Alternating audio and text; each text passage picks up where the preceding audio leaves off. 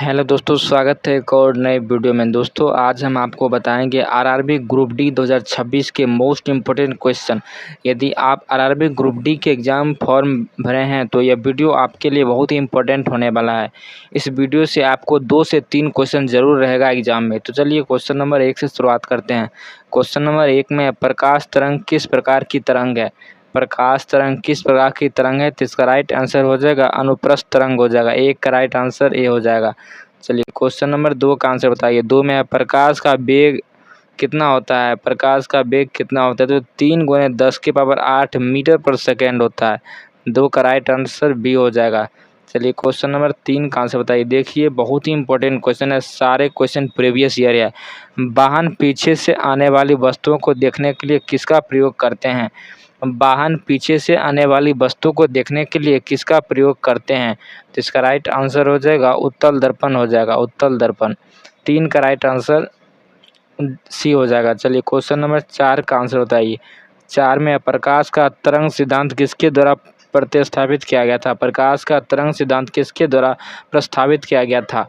तो 4 का right answer D हो जाएगा, हाइगेंस के द्वारा। हाइगेंस का तरंग नियम आप लोग तो पढ़े ही होंगे। चलिए क्वेश्चन नंबर 5 का आंसर बताइए। 5 में इंद्रधनुष में कितने रंग दिखता है? इंद्रधनुष में कितने रंग होता है? तो इसका राइट आंसर हो जाएगा 7, जो कि एसएससी 2011 का क्वेश्चन था। चलिए क्वेश्चन नंबर 6 का आंसर बताइए। 6 में सूर्य ग्रहण के समय सूर्य का कौन सा भाग दिखाई देता है? सूर्य ग्रहण के समय सूर्य का कौन सा भाग दिखाई पड़ता है? तो इसका राइट आंसर हो जाएगा किरीट या कोरोना हो जाएगा। 6 का राइट आंसर बी हो जाएगा। चलिए क्वेश्चन नंबर 7 का आंसर बताइए। 7 में प्रकाशीय फाइबर किस सिद्धांत पर कार्य करता है? प्रकाशीय फाइबर किस सिद्धांत पर कार्य करता है? ये बहुत ही इंपॉर्टेंट क्वेश्चन है, लगभग 5 से 6 बार एग्जाम में आया क्वेश्चन है। प्रकाशीय फाइबर किस सिद्धांत पर कार्य करता है? तो पूर्ण आंतरिक परावर्तन हो जाएगा। चलिए क्वेश्चन नंबर 8 का आंसर बताइए। 8 में वाहनों के अग्रदीप में किस प्रकार के दर्पण का इस्तेमाल होता है? जो कि बीपीएससी में पूछा गया था। वाहनों के अग्रदीपों में किस प्रकार के दर्पण का इस्तेमाल होता है? तो इसका राइट आंसर हो जाएगा परवलयिक दर्पण हो जाएगा, परवलयिक दर्पण हो जाएगा। चलिए क्वेश्चन नंबर 9 का आंसर बताइए। 9 में है प्रकाश के विद्युत चुंबकीय स्वरूप की खोज किसने की थी? प्रकाश के विद्युत चुंबकीय स्वरूप की खोज किसने की थी? तो इसका राइट आंसर हो जाएगा मैक्सवेल हो जाएगा। प्रकाश के विद्युत चुंबकीय स्वरूप की खोज मैक्सवेल ने की थी। चलिए क्वेश्चन नंबर 10 का आंसर बताइए। 10 में पानी से लटकाकर बैठे हुए व्यक्ति को उसका पैर उठा हुआ और छोटा दिखाई पड़ता है, क्यों? पानी से लटकाकर बैठे हुए व्यक्ति को उसका पैर उठा हुआ और छोटा प्रतीत होता है, क्यों? ये अपवर्तन के कारण होता है, क्योंकि सिक्का भी उठा हुआ प्रतीत होता है। चलिए क्वेश्चन नंबर 11 का आंसर बताइए। 11 में यौगिक सूक्ष्मदर्शी क्या होता है? यौगिक सूक्ष्मदर्शी क्या होता है? तो इसका राइट आंसर हो जाएगा ऐसा सूक्ष्मदर्शी जिसमें लेंसों के 2 सेट होते हैं, एक नेत्राकार लेंस और एक नेत्रक होते हैं। 11 का राइट आंसर सी हो जाएगा। चलिए क्वेश्चन नंबर 12 का आंसर बताइए। 12 में किसी वस्तु का प्रतिबिंब मनुष्य की आंख में कहाँ बनता है? किसी वस्तु का जो प्रतिबिंब मनुष्य की आंख में कहाँ बनता है? तो इसका राइट आंसर डी हो जाएगा, रेटिना पर बनता है मनुष्य में प्रतिबिंब। चलिए क्वेश्चन नंबर 13 का आंसर बताइए। 13 में किसने सर्वप्रथम यह दिखलाया कि प्रकाश तरंगों का विवर्तन होता है? किसने सर्वप्रथम यह दिखलाया कि प्रकाश तरंगों का विवर्तन होता है? तो 13 का राइट आंसर हो जाए ग्रेमाल्डी हो जाए, ग्रेमाल्डी। चलिए क्वेश्चन नंबर 14 का आंसर बताइए। देखिए हम जो क्वेश्चन बताए थे वही क्वेश्चन आया है। पानी में डूबी हुई एक छड़ किस समृद्धि के कारण मुड़ी हुई प्रतीत होती है? पानी में डूबा हुआ छड़ या सिक्का उठा हुआ या आदमी का पैर, ये सभी प्रकाश के अपवर्तन के कारण होता है। 14 का राइट आंसर बी हो जाएगा।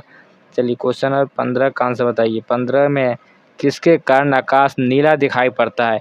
किसके कारण आकाश नीला दिखाई पड़ता है? तो इसका राइट आंसर हो जाएगा प्रकाश के प्रकीर्णन के कारण आकाश नीला दिखाई पड़ता है। चलिए क्वेश्चन नंबर 16 का आंसर बताइए। 16 में है रेटिना का नेत्र द्वारा निर्मित प्रतिबिंब क्या होता है? जो कि आरआरबी एनटीपीसी के एग्जाम में पूछा गया था। रेटिना का नेत्र द्वारा निर्मित प्रतिबिंब कैसा होता है? तो वास्तविक होता है, उल्टा होता है और छोटा होता है रेटिना पर। चलिए क्वेश्चन नंबर 17 का आंसर बताइए। 17 में किसी अवरोध की कोर से प्रकाश का मुड़ना क्या कहलाता है? किसी अवरोध की कोर से प्रकाश का मुड़ना क्या कहलाता है? तो इसका राइट आंसर हो जाएगा प्रकाश का विवर्तन कहलाता है। चलिए क्वेश्चन नंबर 18 का आंसर बताइए। 18 में है इंद्रधनुष किस कारण से बनता है? देखिए एसएससी एमटीएस के एग्जाम में पूछा गया था, इंद्रधनुष किस कारण से बनता है? तो इसका राइट आंसर हो जाएगा अपवर्तन और परावर्तन दोनों से बनता है, इसलिए 18 का राइट आंसर बी हो जाएगा। चलिए क्वेश्चन 19 का आंसर बताइए। 19 में सूर्योदय और सूर्यास्त के समय वायुमंडल में लालिमा किस कारण छा जाती है? सूर्योदय और सूर्यास्त के समय वायुमंडल में लालिमा किस प्रकार छा जाती है? तो यह प्रकाश के प्रकीर्णन के कारण। 19 का राइट आंसर सी हो जाएगा। चलिए क्वेश्चन नंबर 20 का आंसर बताइए। 20 में अभिसारी लेंस वह होता है, अभिसारी लेंस वह होता है जो किरणें एकत्रित करता है, अभिसारी लेंस वह होता है जो किरणें को एकत्र करता है, और अपसारी होता है वह किरणें छितराता है। चलिए क्वेश्चन नंबर 21 का आंसर बताइए। 21 में निम्नलिखित में से कौन सा सिद्धांत प्रकाश के तरंग प्रकृति की पुष्टि करता है? निम्नलिखित में से कौन सा सिद्धांत प्रकाश के तरंग प्रकृति की पुष्टि करता है? तो इसका राइट आंसर हो जाएगा व्यतिकरण का सिद्धांत हो जाएगा। 21 का राइट आंसर ए हो जाएगा। चलिए क्वेश्चन नंबर 22 का आंसर बताइए। ये भी देखिए एनटीपीसी में पूछा गया था। मृग मरीचिका बनाने वाली घटना को क्या कहते हैं? मृग मरीचिका बनने वाली घटना को क्या कहते हैं? तो इसका राइट आंसर हो जाएगा पूर्ण आंतरिक परावर्तन। मृग मरीचिका होता है पूर्ण आंतरिक परिवर्तन के कारण। क्वेश्चन नंबर 23 का आंसर बताइए कि इंद्रधनुष के किस रंग का विक्षेपण अधिक होता है? इंद्रधनुष के किस रंग का विक्षेपण सबसे अधिक होता है? जिसका राइट आंसर बैगनी हो जाएगा। इंद्रधनुष के बैगनी रंग का विक्षेपण सबसे अधिक होता है। क्वेश्चन नंबर 24 में है अपसारी लेंस वह होता है। देखिए हम बताए थे अपसारी लेंस वह होते हैं, अपसारी लेंस वह होता है, जल्दी से बताइए आप, जो किरणें फैलाता है, किरणें फैलाता है, और अभिसारी होता है जो किरणें एकत्र करता है। चलिए क्वेश्चन नंबर 25 का आंसर बताइए। 25 में है प्रकाश के चिकने पृष्ठ से टकराकर वापस लौटने की घटना को क्या कहते हैं? प्रकाश के चिकने पृष्ठ से लौटकर वापस लौटने की घटना को प्रकाश का परावर्तन कहते हैं। वापस लौटना, रिफ्लेक्स करना प्रकाश का परावर्तन कहलाता है। चलिए क्वेश्चन नंबर 26 का आंसर बताइए। 26 देखिए यूपी पीसीएस के एग्जाम में पूछा गया था। तरल से भरे हुए बीकर का तल किस कारण से कुछ और ऊपर उठाई दिखाई देता है? तरल से भरे हुए बीकर का तल किस कारण से कुछ ऊपर उठा दिखाई पड़ता है? इसका राइट आंसर हो जाएगा जो भी ऊपर उठाई दिखाई पड़ता है ये सभी अपवर्तन के कारण होता है। चलिए क्वेश्चन नंबर 27 में सूखा बालू चमकीला क्यों दिखाई देता है जबकि गीला बालू द्युतिहीन होता है? इसका राइट आंसर हो जाएगा इसका कारण परावर्तन होता है, इसका कारण जो होता है वो परावर्तन होता है।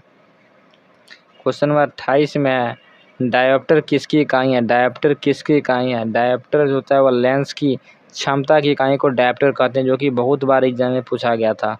क्वेश्चन नंबर 29 में है प्रकाश का वेग सर्वप्रथम किसने ज्ञात किया? प्रकाश का वेग सर्वप्रथम ज्ञात किसने किया था? तो इसका राइट आंसर रोमर हो जाएगा। रोमर, प्रकाश का वेग सर्वप्रथम ज्ञात किया था रोमर ने। क्वेश्चन नंबर 30 में है पेरिस्कोप बनाने में निम्नलिखित में से कौन सा एक प्रयुक्त होता है? पेरिस्कोप बनाने में निम्नलिखित में से कौन सा एक प्रयुक्त होता है? तो समतल दर्पण का यूज होता है पेरिस्कोप बनाने में। चलिए क्वेश्चन नंबर 31 में है प्रकाश का वेग अधिकतम होता है किस में? प्रकाश का वेग अधिकतम होता है किस में? तो प्रकाश का वेग अधिकतम होता है निर्वात में। 31 का राइट आंसर सी हो जाएगा। चलिए क्वेश्चन नंबर 32 का आंसर बताइए। 32 में लाल कांच को अधिक ताप पर गर्म करना पर वह क्या दिखाई देता है? लाल कांच को अधिक ताप पर गर्म करने पर क्या दिखाई पड़ता है? तो वह हरा दिखाई देने पड़ता है। 32 का राइट आंसर डी हो जाएगा। क्वेश्चन नंबर 33 का आंसर बताइए। 33 में है एक उत्तल लेंस को जब पानी में डुबाया जाता है तो उसकी क्षमता क्या होती है? एक उत्तल लेंस को जब पानी में डुबाई जाती है तो उसकी क्षमता घट जाती है। 33 का राइट आंसर ए हो जाएगा। चलिए क्वेश्चन नंबर 34 का आंसर बताइए। 34 में दूरदृष्टि दोष से पीड़ित व्यक्ति को चश्मे में कौन सा लेंस लगाया जाता है? दूरदृष्टि दोष में पीड़ित व्यक्ति को उत्तल लेंस लगाया जाता है, इसलिए राइट आंसर 34 का बी हो जाएगा। दूरदृष्टि में उत्तल और निकट दृष्टि में अवतल लगता है। क्वेश्चन नंबर 35 का आंसर बताइए, जो कि आईएएस के प्री के एग्जाम में पूछा गया था। तंतु प्रकाशीय संचार में संकेत के रूप में प्रवाहित होता है। तंतु प्रकाशीय संचार में संकेत किस रूप में प्रवाहित होती है? तो इसका राइट होता है प्रकाश तरंग के रूप में। चलिए क्वेश्चन नंबर 36 का आंसर बताइए। 36 में प्रोटॉन किसकी मूलभूत यूनिट है? प्रोटॉन किसकी मूलभूत यूनिट है? तो इसका राइट आंसर हो जाएगा प्रकाश हो जाएगा। 36 का राइट आंसर डी हो जाएगा। क्वेश्चन नंबर 37 का आंसर बताइए। 37 में प्रिज्म में प्रकाश के विभिन्न रंगों का विभाजन कहलाता है। प्रिज्म में प्रकाश के रंगों का विभाजन क्या कहलाता है? तो प्रकाश का वर्ण विक्षेपण कहलाता है, जिसमें प्रिज्म के रंग का विभाजन होता है। क्वेश्चन नंबर 38 का आंसर बताइए कि फोटोग्राफी में मुख्य रंग कौन से होते हैं? फोटोग्राफी में मुख्य रंग कौन से होते हैं? तो लाल, नीला और हरा होता है। फोटोग्राफी में लाल, नीला और हरा मुख्य रूप से रंग होता है। क्वेश्चन नंबर 39 का आंसर बताइए। 39 में दूरदृष्टि का निवारण के लिए काम करता है। दूरदृष्टि निवारण के लिए काम करता है। तो देखिए, दूरदृष्टि के लिए उत्तल लेंस लगता है और निकट दृष्टि के लिए अवतल लगता है। चलिए क्वेश्चन नंबर 40 का आंसर बताइए। 40 में कौटिल्य के अर्थशास्त्र से किस पहलू पर प्रकाश डाला गया है? कौटिल्य के अर्थशास्त्र से किस पहलू पर प्रकाश डाला गया है? तो इसका राइट आंसर राजनीतिक नीतियां पर डाला गया था। चलिए क्वेश्चन नंबर 41 का आंसर बताइए। 41 में प्रकाश के निम्नलिखित प्रकारों में से किसका पौधा द्वारा तीव्र अवशोषण होता है? प्रकाश के निम्नलिखित प्रकारों में से किनका पौधे द्वारा तीव्र अवशोषण होता है? तो इसका राइट आंसर नीला और हरा, नीला और लाल हो जाएगा, सॉरी नीला और लाल हो जाएगा। चलिए क्वेश्चन नंबर 42 का आंसर बताइए। 42 में है, एक अंतरिक्ष यात्री को अंतरिक्ष में आकाश कैसा दिखाई पड़ता है? एक अंतरिक्ष यात्री को आकाश कैसा दिखाई पड़ता है? तो इसका राइट आंसर हो जाएगा काला दिखाई पड़ता है। 42 का राइट आंसर बी हो जाएगा। क्वेश्चन नंबर 43 में तीन मूल रंग कौन सा है? तीन मूल रंग कौन सा होता है? तो नीला, लाल और हरा होता है। नीला, लाल और हरा, जो कि फोटोग्राफी में भी यूज होता है यही रंग। 44 में है, सबसे कम तरंगदैर्घ्य वाला प्रकाश होता है। सबसे कम तरंगदैर्घ्य वाला प्रकाश क्या होता है? तो बैगनी का तरंगदैर्घ्य सबसे कम होता है और विचलन सबसे अधिक होता है। क्वेश्चन नंबर 45 में मायोपिया से क्या तात्पर्य है? मायोपिया से क्या तात्पर्य है? इसका राइट आंसर निकट दृष्टि दोष हो जाएगा। 45 का राइट आंसर ए हो जाएगा। क्वेश्चन नंबर 46 का आंसर बताइए। 46 में निम्नलिखित में से किसमें उच्चतम ऊर्जा होती है? किसमें उच्चतम ऊर्जा होती है? तो नीला प्रकाश में सबसे अधिक ऊर्जा होता है, नीला प्रकाश हो जाएगा।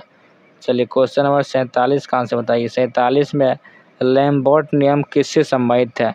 जो कि आरआरबी ग्रुप डी के एग्जाम में पूछा गया था। लैम्बर्ट नियम किससे संबंधित है?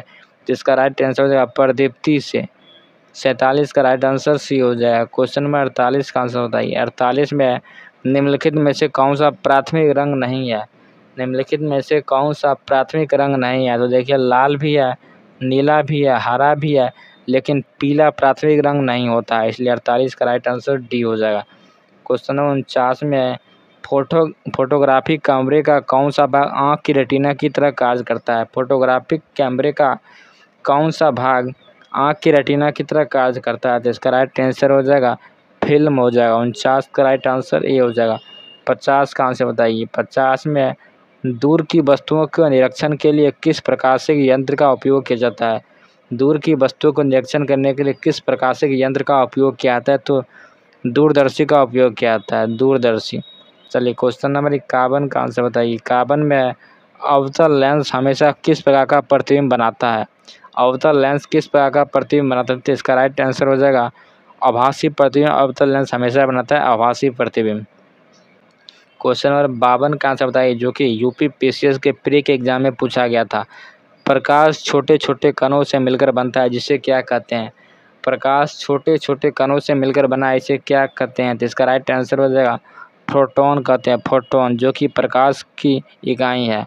52 का राइट आंसर डी हो जाएगा। दोस्तों, इस वीडियो में हमने आरआरबी ग्रुप डी के मोस्ट इंपोर्टेंट क्वेश्चन पर डिस्कस किए थे।